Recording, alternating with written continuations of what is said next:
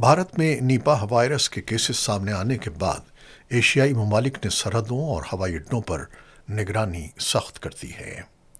بھارت میں کیسز کی تصدیق کے بعد ایشیا کے متعدد بین الاقوامی ہوائی اڈوں پر الرٹ جاری کر دیا گیا ہے۔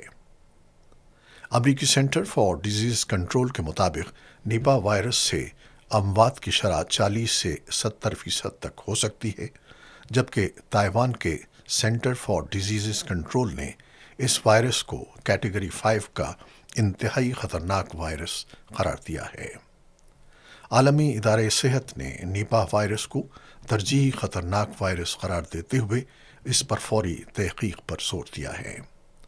مغربی میڈیا کے مطابق برطانیہ، Nepal, Thailand, Taiwan, Myanmar اور سری لنکا نے بھارتی مسافروں کے لیے ہوائی اڈوں پر اسکریننگ کا آغاز کر دیا ہے۔